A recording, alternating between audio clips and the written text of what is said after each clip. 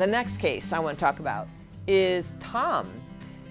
Debbie and I hopped in the car and we went on an adventure. And that's what I say all the time. Debbie, you want to go on an adventure with me? Or Win, do you want to go on an adventure with me? Or hey guys, do you guys want to go on an adventure? And because we never know what we're going to go to, we never know what we're going to see. We had Wayne County Humane Society down in Worcester call me. I'm very good friends with the director there. She called me up and said, Wendy, there was a house fire.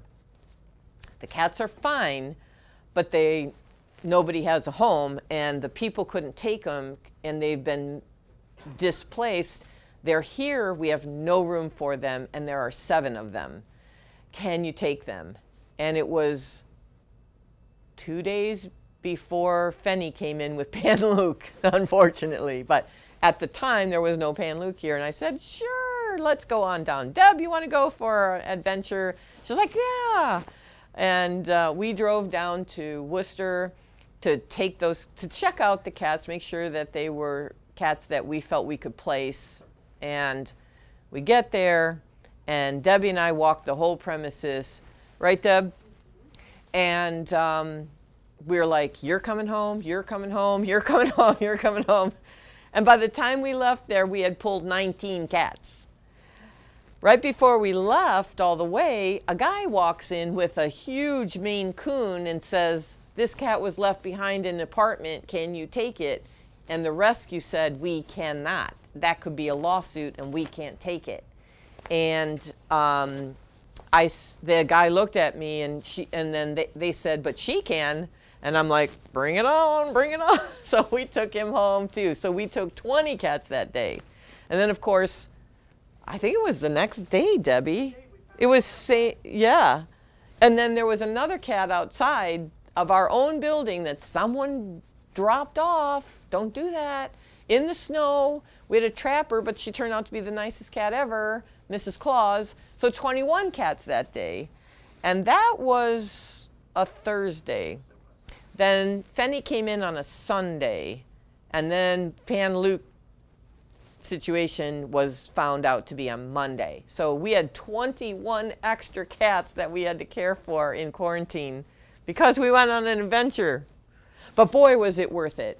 So we have the best cats. A lot of them were really sick. Almost every one of them needed upper respiratory medications and stuff. We either had this or this going on in all the cats. And one of them, though, I said, something's wrong with his eyes. And it's not just conjunctivitis. That's what you call when they get squinty and they're really red. That's conjunctivitis. And I said, that doesn't look right. Do you remember me saying that day? I said, something's just not quite right with that guy. I'm definitely taking him home because he's super friendly, but he could not see. His eyes were like just shut. And we took him back and we showed him to Dr. Molly, and she said one of the most heartwarming things I think I've ever heard her say, and one of the most heartwarming things I think you'll hear. She said, oh my gosh, he has a condition and I get to be the person that gives him a new and better life. And I almost started crying on the spot. She said, that is a condition where their eyelid down here rolls under, their eyelashes stick into their eyeballs, and it's painful. And this guy is about 7 months old. His whole life he lived like that. And nobody saw it, nobody noticed, nobody did anything about it. They didn't realize that he had a medical condition that was so fixable.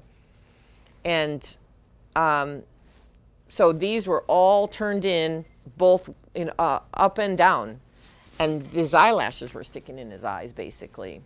So we're going to show you a picture of what he looked like then.